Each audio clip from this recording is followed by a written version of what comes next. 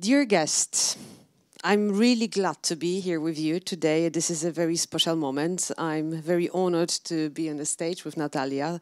I'm also very grateful to the Museum POLIN and the Global Outreach Program for organizing this lecture and supporting the Interdisciplinary Conference, Artistic and Architectural Research in Memory Studies, which is taking place today and tomorrow in Zachęta National Gallery of Art. I'm even more grateful as the POLIN is an institution of tremendous importance and for my work. I started to cooperate with the museum already 10 years ago, and when I had the pleasure to co-design the permanent exhibition here, working together with Nizio Design International. In POLIN, I have met and worked with a wonderful team of researchers, curators, and now friends as well.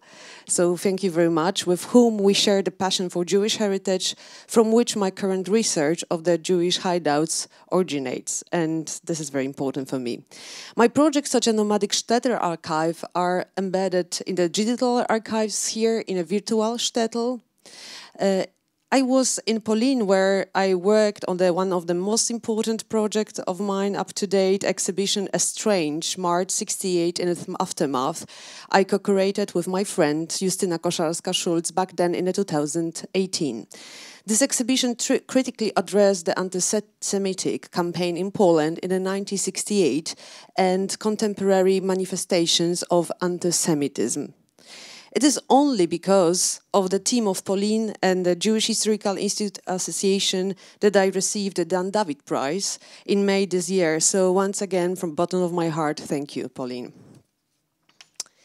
My research and also my practice are dedicated to the investigation, but also preservation of the Jewish memory, especially its material and architectural traces. I'm particularly interested in reviving the forgotten legacy of shtetl, small Jewish former towns.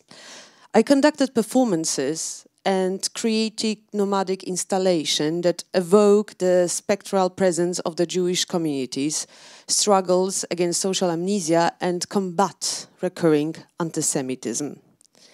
In my practice, I often use mirrors that reflect forgotten pies while giving an aesthetical entry point to often tragic histories. My installation and also performances are designed to be, first of all, approachable, to invite audiences by reflecting and also twisting with their surroundings. My aim is to create open platform for discussion, like also with the hiding places. A few years ago, I traveled through the dozen of the small towns together with Nomadic Shtetl archive, a mirror-clad vehicle to bring back memories about their Jewish past. The visitors were interested and also discussing the tragic legacy of Holocaust and the present absence of the former Jewish neighbors. The stories I heard were not sugar-coated. People were willing to share often shocking experience and did not shun from addressing very difficult subjects like anti-Semitism and also political currency. The most important main for me was to liberate and make public archives of the Jewish Historical Institute and also Polish Academy of Science. And the most important sources which I used to get a glimpse into the former urban reality of the shtetls are still memory books, Yitzkor books, Kehilot books, Pinkas, mind maps of the shtetls drawn after the Second World War by the Holocaust survivors. Quite frequently, they are the only remaining documents that describe the former layouts, function, and also location of the buildings that were of importance to Jewish communities up to the interwar area. So you can also see these differences between Yitzkor book, very organic, and also very like up to date. You can really find the function of the streets. I realized the design and construction of the project in cooperation with the Senna Collective, Sebastian Kucharuk, Agata Korba, and Piotr Jakowenko. So the Nomadic Shtetl archive is very crucial because you will also see in the end of my presentation about reflection and mirrors. Why it's... Ah, there. Ah, thank you. Yeah, we just like made wrongly, Natalia, for all the time.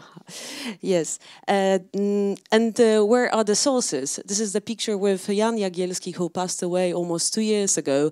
And every research, also research with the hiding places, is starting there. Now, unfortunately, without Janek.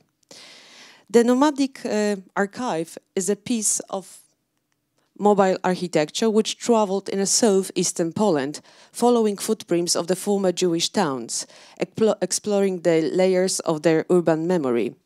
During the trip, some of the inhabitants call it a mobile synagogue and sometimes Jewish shop.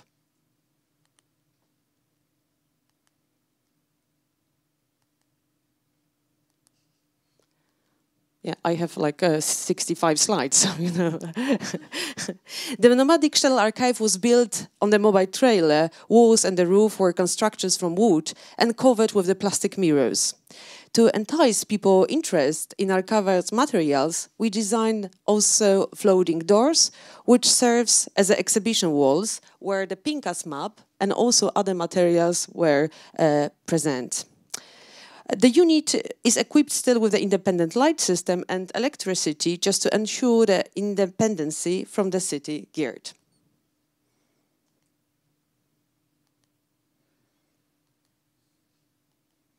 Excuse me, I have a question. Where is the point that I should point it out somewhere there? So maybe I should stay at the end because it's not really working. What will be your... Czy mam tam stanąć? Będzie łatwiej przewijać slajdy? Albo mogę... Because we have like a lot of slides, so I'm... Tak, ale to nie zawsze działa, a mam, wiesz, 2 razy więcej slajdów niż... Albo mogę taką testaturą, znaczy klawiaturą robić na przykład. Okej. Pan nie działa. Ale to czasem to działa, czasem nie. Ja mogę stać z tyłu na przykład.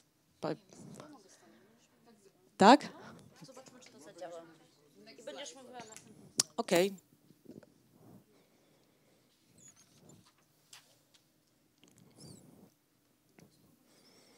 Oh, okay.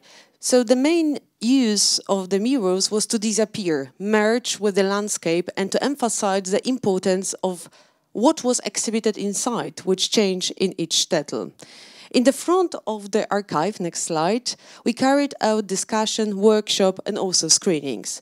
Inhabitants were not only passively absorbing the documents, but also played the role of the so-called co-researchers. They help us to find new materials, fill in archival gaps, locate the original buildings or sites from archival photographs, find traces of the polychromies. The conversation in every shtetl was very different, but the couple of the topic really stayed the same, like a problem of the privatization, lack of the social knowledge about the history on their own shtetls, and also pogroms from the 30s, or like a capitalist revitalization of the 90s. Next slide, please.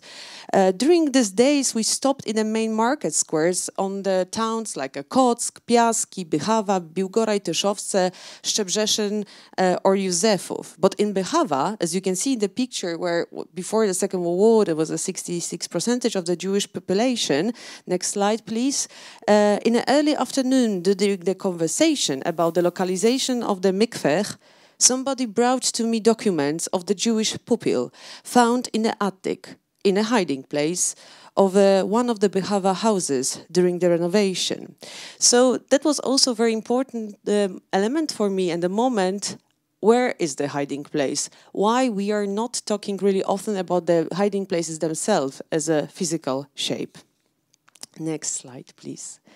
We have also a lot of trips and very critical approach what was happening with the synagogues, especially with they are sold to the private owners. Next slide, please. And you have a couple of pictures how the nomadic archive was operating with the light, how the shape of the archive was changing. Next slide. Yes. Together with the architecture collective Senna, we also work with the high-profile project of revitalization of the former Jewish pre-funeral house, like in the Gliwice. But that was a very important moment for me, that everything what we are doing depends from the other. Artist, architect, historian never create alone, never. Scholarly research is always dependent on collaborative effort, background work and support in a practice and theory that often remains invisible to the public. Donors, curators, researchers, specialists and the friends stand behind every artistic work. In the case of the Hideouts, the Architecture of Survival exhibition, it was through the many years of the group effort that were able to explore the history of the architecture of the 9 hiding places in Poland, but also in Ukraine, in which Jews hid during the Second World War. The project was co-created with the wonderful teams of curators, Kuba Schroeder and Stach Ruksha, and researchers with Aleksandra Janus, who is also here with us, and also engaged dozens of experts who contribute to the multi-phased research process in Poland and in Ukraine. The opening of the exhibition in Zachęta, National Gallery of Art in Warsaw, was in March 2022.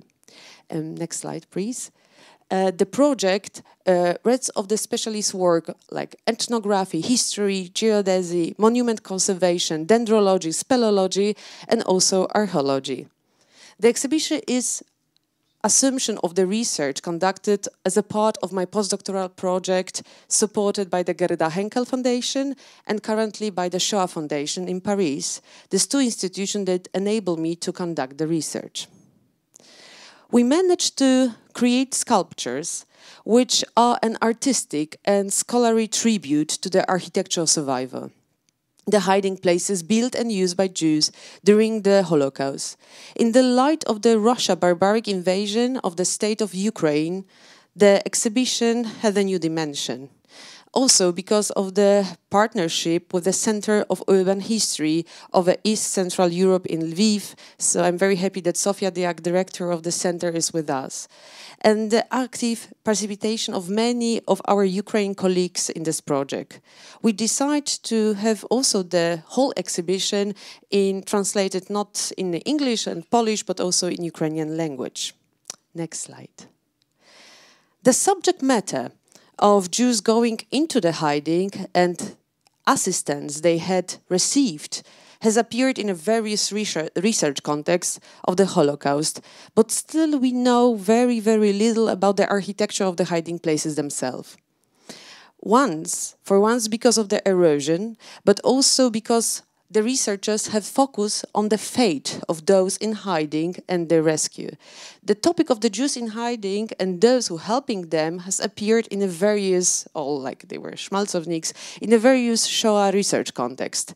The most important publication of the recent years which have dealt with the subject of the hiding places include Marta Zobel-Tokarska, Desert Island Borough Grave, Wartime Hiding Places of Jews in Occupied Poland, Anna Bikont, Sendlerowa w ukryciu, or a very important tome co-edited with Barbara Ergelking and Jan Grabowski, The Night Without End, The Fate of Jews in Selected Countries of Occupied Poland, Jacek Leociak, Life-Saving Stories of Poles and Jews, or Natalia Aleksiun, Daily Survival, Social History of Jews in the Family Bunkers in Eastern Galicia. Next slide, please. This is estimated that during the Second World War, out of the 3 million Jewish citizens who lived in a pre-war Poland, 50,000 survived the Holocaust by being hidden among so-called Aryan population. Some of them managed to survive by this manner by themselves, but the others were helped by friends, the other people. They stay in hiding, they hiding not only from the Nazi, but also from so-called Schmalzowniks. Most survivor has to refurbish existing architecture, attics, sewers and cellars to serve as a hideout or build in a new shelters, for example, in a hollow of the tree, like in a Joseph Oak. The basic infrastructure survival not only had to conceal people, but also sustain the basic functions, like Natalia said before, provide the shelter, food, air, water, disposed waste, using only a couple of square meters. And here you can also see very important methodology made by Marta Tokarska that we can hear her tomorrow. She provides differences between various types of hideouts, depend of the time spending in a place, or for example, topography located in a cities, town, villages, numbers of the people hiding, or also the state of being in a flight, looking for a hideout. So changing the hideouts sometimes every day. And she really inspired me very much. And also in this exhibition, the places that I was thinking before, like 3 years ago, that was actually her methodology, her inspiration. Next slide, please. And one very important document that we can find in the Jewish Historical Institute is one of the first testimony from the end of the 40s and beginning of the 50s, left by the engineer Edmund Schoenberg. So he made also one of the first classification of the hiding places, and the hiding places are included there related with his past, his also tragic experience in the Holocaust. Like for example, corridors and the bunkers, or the fake wardrobe that we can come back to at the end of this case. Next slide, please. This is a geographic approach, and also the cases that we located, and you can find more story about them in the exhibition. So he's Huta Zaborowska, Warszawa, Siemianowice Śląskie, Wiśniowa, Jarosław, Żółkiew, Lwów, and the case Wertreba-Nozerna. Today, because of the short time that we have, I think the last 20 minutes, I will focus more in Wiśniowa and Joseph Oak Tree and Warszawa, but also I will give you a glimpse of the other few places. So let's move to Podkarpacie region and to a village of Wiśniowa. Next slide, please. Thank you. The case study that opened the exhibition, physically opened the exhibition, is a really amazing, extraordinary story of the Joseph Oak Tree. This is a chimney tree. This is a tree which is empty inside, which holds from really, really years the secret of the two siblings, two brothers. Actually, I know the story from Krzysztof Bielaski from POLIN. We also know that the brother hid there for many, many years. The more than a 650 years old tree, Joseph Oaks, grows in a park of the place as a manor complex in Wiśniowa, and now is a tourism and cultural center. So you can see this place. Also, you are very welcome to go to Wiśniowa. You can rent a small room, and you have a beautiful view also in a Joseph Oak. Next slide, please. This is also the story behind that Józef Mehofer, Polish painter, was there, and because they call it like a Polish Barbizon, so it was a very famous place for the painters. And Mehofer paint actually Joseph Oak Tree, and Polish bank, they provide a competition for a banknote, or the 100 zloty. So also it's a story that Joseph Oak Tree is represented in the front of this banknote. And also other story, not related with the Himi brothers, back then Himi brothers, you will see my investigation with Ola in a second. Joseph Oak Tree won the so-called Eurovision for the trees in 2017, being a European Tree of the Year. Also Poland won this year with the Oak Dunin. So the local community keep the memory that the tree was a hiding place for the brothers, which is also confirmed by the post-war recollection by the journalist named Julian Peltz.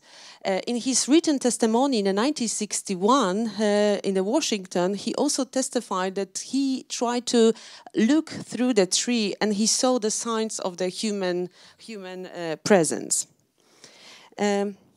Next slide, please.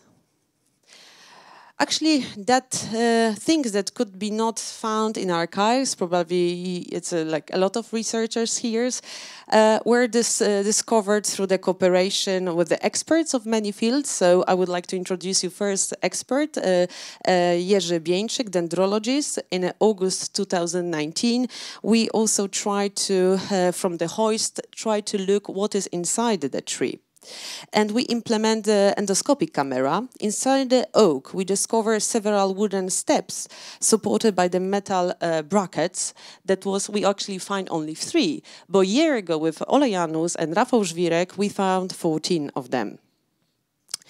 As for the brothers and their name, we were with Ola not really sure that the Chymi could be a really Jewish name. We only learned the real name when Aga, next slide please. Next. Oh, this is actually, as you can see, the view and one of the shelf inside the chimney tree. Next slide please. Yeah, this is also the picture from the investigation. And very important element, we have also in every case, not only endoscopic camera like here, but also geodetic and optical camera that actually we have data from every case. Next slide. And that was a very important, maybe historical momentum. We learned the real names of the brother while Aga Schroeder was taking a silicon mold of the tree. We approached Dorota and Wiesław Salomon, who were working on the book about the local school. So they first tell us that the brothers were Paul Pesach and David Stenholz. Soon after, we managed to contact with Ola's daughters in New York, now Mania, the Berenholz and Helen Schwartz. They share us the family stories, which actually help us to reconstruct the story of the Chymi brothers. And it is also very important to underline that the brothers, Paul and David, they hid in different places. That was not only one tree. They escaped in 1942 from a concentration camp in Płaszów, and also they hid in a surrounding forest. So that was not only one hiding places, coming back to the methodology made by Marta Tokarska. Next slide, please. And I think Joseph Oak Tree is a very good example to introduce to you the methodology that we use of making a cast, making a sculpture. I envision the sculptures as a mirror-like imprints of historical hiding places. They are evolved the use of the classical sculptural casting technique. The exhibited hideouts representation are the outcome of collaborative effort of Aga Schroeder, Oleg Konoshenko from Ukraine, and Rafał Żwirek as a very labor-intensive process of applying, first of all, silicone. So here you can see also the silicone cast to the surface of the 650 years old tree. When the silicone structure was placed, the gypsum master model and the scaffolding were applied to it in order to protect the form of the future sculpture, because the tree is organic, the shape is organic. So that's why we have, I think we spent more than a week to provide these 3 elements, mostly Aga and Żwirek. Once complete the whole procedure, and also the final step was actually to bring the cast to the Piotr Pelc Conservator Studio in Wrocław. Next slide, please. So we have also a lot of probes. We try what will be the best representation of the silver. So also the procedure took us few long months. Next slide, please. They were silver plated using a method of well-known in a monument conservation and applied to sculptures and sacral architecture. That was a very sophisticated process involving application of the highest quality of silver. The silver on the cast of the hiding places, for me personally, is a tribute to, let's say, amateur architects who applied the tools at their disposal, like spoons or like knives, whatever they have in their pocket, mostly in the nighttime for a fear of the neighbors. We should remember this potential moment, and also to hiding places invisible from the eye of the enemy, like most of the hiding places where they were prepared during the night. Next slide, please. And this is a previous one. Thank you. So what is actually this art methodology here in this project? I combine a review of existing literature and documents, such as memories of the survivors. That was in the beginning in a Jewish Historical Institute. Archival research, archaeological excavation, not from our great team. Interviews with the survivors, like we made with Ola Janus in Israel with Abraham Karmi. Site visit, investigation of material remains of the still existing hideouts with method of digital humanities, for example, free scans made by Architube group from Częstochowa, and also methods of the contemporary art. This interdisciplinary methodology is aimed at documenting and reconstructing hideouts, also understanding the anthropological aspects, studying social memory, and working with artistic means of their commemoration. So, apropos commemoration, next slide. We are moving very quickly to Warsaw, to the Jewish cemetery in the heart of to the center of the Jewish cemetery. Tomorrow at 11 o'clock, together with Alexandra Janus, we will provide the walk there. So you are very welcome to join us 11 o'clock. This hideout in the cemetery on Okopowa Street is in the quarter 41. A hiding place created during the war by the few people, as what we found and what we know. For example, Isaac Posner, he was an intendant director of the cemetery, and also other men, Moshe Aroniak, he was a stoneman. So then it's very important to underline. So he knew how to build things. It was made by widening and breaking up a pit prepared for the grave. Next slide, please. Thank you. Which resulted in a roughly square room that could accommodate several people standing. The ceiling was formed from the matzevot, Jewish tombstones, placed in 3 ram rails. The hideout provide temporary shelter for members of Posner and Aroniak families. And what you can see, this is also the picture take from the drone made by, I think, Przemek Kruźniak. These 2 men, Posner and Aroniak, did not survive the war. Some of them died actually in 1942. And of those who used this shelter, they were like teenagers, Abraham Karmi, and we have a chance. Next slide, please. This is also the pictures showing the investigation of the grave, and also how we used the optical camera in our measurement made by Przemysław Kluźniak.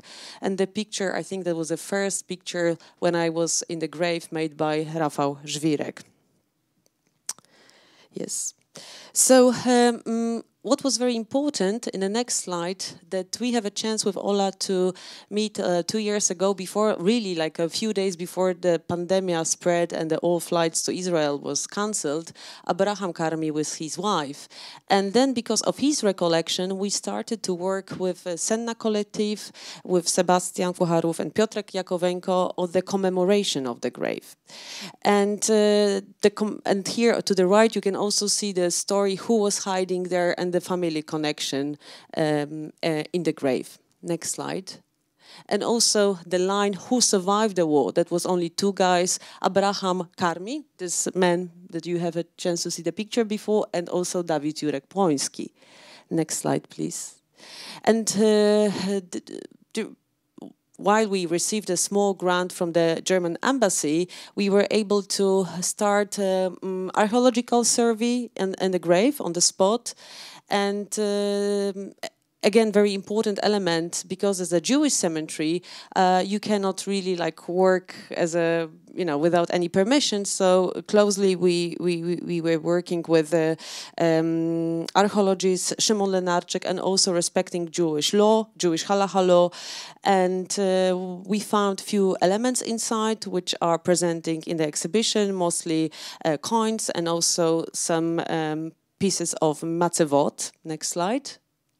And this is also the camera 3D scan of the hiding place. So tomorrow you will see exactly how the hiding place is built. It's built from bricks. This is very also important element, because in a Jewish cemetery you cannot place the body in the bricks. So especially in an Orthodox quarter. So the former director of the cemetery, Spielmann, that was very important question mark for him, why the place is built from bricks. Next slide, please. And this is actually our counter monument, or maybe memory map, that Abraham Karmi told us that will be very good to commemorate this place, but without any glorification. So in our idea is to provide and continue archaeological survey, also with the Rabbinical Commission. And next slide, to provide mostly protection, and also to share with the audience, share with the people who are working in the cemetery what we found inside, and also to place the names and the surnames of the people who died on the spot. Thank you. Next slide. And also this whole procedure of making the cast was it was actually the same like in a tree. So also this procedure, this is the picture made in Wrocław. Next one, please. Very briefly, the hideout in a private house in Żokwa. This is the history of the hiding place hollowed out in the ground under the private house in the Lwivska Street, which is actually in the heart of the city, has been preserved where the Schwarz family and Melman of Jewish family hid. The hiding place was established in the house of the latter, which in agreement with the people in hiding was taken over by the Volksdeutsch Beck and his family to provide them the shelter. Like in the original, the whole house have no cellar, so you can imagine how during the night the whole family dig inside the house, and they actually provide the reverse of the house. Maybe next slide. You can also see here with the 3D scan the hiding place. It's like looks like almost like a Röntgen made by Przemek Kluźniak. Who was hiding there? 18 people hid in this place more than 20 months, from 1942 till 44, and the Beck family did not take money for this help. The story is actually well known. You can please the former slide. It's well known because of the Clara's Kramer memoir, Clara's War. So this is also important to underline that they are still testimonies. Like also Natalia Alexiou was using Clara's War as an example. So, for example, the tree or the hiding place in a cemetery, they are like, let's say, our investigation. But still here, we are not pretending that we find the story. The story already exists. But nobody before was in this private house. And Miss Irina, she lives in Żokwa. She was very kind and open to provide us the place for our investigation. And again, why we know about this place? Because also of the help of the Central of the History in Lviv. So we have also this constellation of the people who were helping me, and also it's about trust. The project is about trust. Next slide, please. Yeah, and also the procedure of making the mold and the cast was very, very similar. Next, and the cast of this entry to the hiding place. Next one. We are moving back to Lviv, the hideout in a sewer system. During the Second World War, dozens of the Jews hid in a city sewer system in Lviv, including the group of gathered around Ignacy Higer, who were helped by Leopold Socha and the two other sewer workers. Higer, together with his family, together with the family, prepared the passage to stewards by digging a tunnel in the cellar under one of the barracks in the labor camp, into which the Lviv ghetto had been transformed of the beginning in 1943. So who was helping them? Like, there was Leopold Socha, probably all you know the story of him because of the film of Agnieszka Holland, In the Darkness, but also The Girl in a Green Sewer, written by the Higer's daughter Krystyna. The whole family survived. But what I would like to show you, next slide, there are material traces of those in hiding in the Lviv sewer system actually found and documenting together with us, with amazing group of the enthusiasts, the group called Urban Explorers, and also Anna Tichka, she found in 2021 the remains left by the Higer family, which we are presenting in the exhibition. Next slide, please. So that was the picture that Taras Nazaruk took me during our first investigation and the research. We can talk about it later on, then I can share with you with my personal experience, and also Kuba can say something more, because I think that was a kind of borderline experience. And we are moving to the last two cases. This is the remains that Ania Tichka brought to Warsaw, and she also gave an amazing lecture a month ago. We are moving to the cave, Vertreba cave in Ukraine. So what I said before, and also I always underline, this story was actually Shayna Penn convinced me to go to these places, to Vertreba and also to Ozerna cave. The Vertreba is a gypsum cave. This is in the Tarnopli Oblast, where the Stremer family from the small shtetl Kolorivka hid during the war. And there was a couple with 6 children. Initially, they tried to survive in different bunkers, but in 1942, they were forced to seek the shelter. So they find the shelter here in Vertreba cave. You can see here the engraver, like in a Hebrew, Hashomer, which means the guardian. Probably the boys, they were in the group of the lefty Zionist group, Hashomer Hatzair, and still you can find these remains in the cave. But the cave is approachable. Everyone actually it's very easy access. So they were separate spaces for sleeping, cooking. Still, you can also find some remains.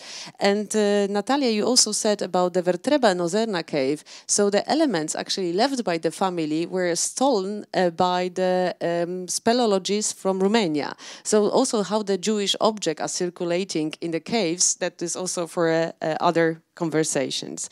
So again, this trip will be never happening without the support of the Central of the Eastern Europe in Lviv, but also with the help of the speleologists. So that is very important to underline. And next slide, please. Exactly, this is our first trip to Vertreba. And the next one. And this is the cast from the engraver Hashomer. And the next one. Also, we made Przemek 3D scans of the few corridors where the Stremer family hid for more than a year, and everyone survived. And this is also very important to say why they survived. They came like in the beginning of the 2000. 4 people from the family, they unfortunately passed away, and they came to say thank you to the cave. So nobody was helping them, as we know. Nature was helping them. It was the same story like in a tree. And this is a very warning and important remark, I think, to say thank you to the cave. So the family moved, next slide please, to Ozerna cave. As of the 1st of May 1943, 38 people lived in this cave. So the cave, it's a name like lake, Ozerna, Jeziorna in Polish. It's a very long, it's like more than 157 kilometers of the corridors. So you can imagine how terrified was was living there, even in one corridor. Here you can see the corn for a grading grain, and we decided to make a cast from this because this element help people to really survive. Unlike in the previous hiding place, there the men also remain hidden, but they regularly came to the surface to find the food. The entire group left the cave on the 12th of April 1944. And the family story, again, is described in the book We Fight to Survive by Esther Stremer, what Natalia also said before, but also featured in this Janet Tobias film No Place on Earth from the 2012. Next slide, please. The last case, and the case which is actually very straight related with the POLIN Museum, is the wardrobe from Huta Zaborowska in Poland. In 2020, the new owners of the house in Huta Zaborowska noticed drawing and inscription in the wooden wardrobe indicating that it might have been a wartime hiding place. The wardrobe was made before the war by one of the members of the family. We provide with Ola Janus, Aleksandra Janus, and Luisa Nader investigation or the research about this object. Currently, the cupboard is in Zachęta, but the whole investigation and also the procedure of making a cast was here in the POLIN. So the cupboard belongs to POLIN. And in the 2000s, the house was sold and the new owners moved the wardrobe to the storage room in other place. And I hope, because inside of the wardrobe, I have no time now to show you, because I know I have a last page, to show you every drawing, but you can imagine there are like a lot of naked scene. There are also some pieces of the fairy tale. It's also a figure of the Jewish man with the horse, with the signboard, how many kilometers are from Huta Zaborowska to Palestine. So it's very crucial, and also we need more evidence where Matan Shefi is helping us to find more in Itzkor books and memory books from the nearby Gostymin. Next slide, please. And this is very important passage. Ta szafa jest moim mieszkaniem ukrywalnym od dnia 21 lutego 1943 do dnia 25 marca albo kwietnia 1943. Renata Piątkowska is claiming that it's actually April, because before the Second World War that was a custom also to write this kind of free elements. Next slide, please. We present in our exhibition 9 in a scale, coming back to the discussion from before, 1-to-1 scale cast of the hiding places, silver plated with the highest quality of silver. These sculptures are tributes to the constructor, honoring their creativity, but also will of survive against all odds. But also, next slide please, we were inspired by the collection of the display tables from the 19th Century Museum of Natural History. So we also set on the industrial style still legs these tables, and they are showing to the audience, to you, interdisciplinary investigation of the 9 cases of the hiding places. And the tables were designed by Sebastian Kucharuk. Each display have monitors presenting video documentation directed by Peter Prestel from the Gerda Henkel Foundation, featuring interviews with the specialists in the various fields, like, again, geodetic special analysis, research documentation, interview with some of you here, and also expert opinions, like, for example, dendrochronological opinion, that before this research I was not aware there is a such of, you know, like a dendrochronology's expertise. Next slide, please. To assume, I think, the role of the public historian is also to revisit the past with the order to rethink our present and the model of our future, very complicated right now. This responsibility is even more important when faced with the events like a murderous invasion of Russia in Ukraine, when the revenants of the Second World War come back to hunt us. But this work cannot be alone, so thank you again, Ola, Kuba, Sofia, our friends, Sebastian, cannot be alone. We need coalitions, we need allies, we need collectives, institutions and movements to make sure that the tragic history of the Holocaust and the hiding places never repeat again, never again. Thank you.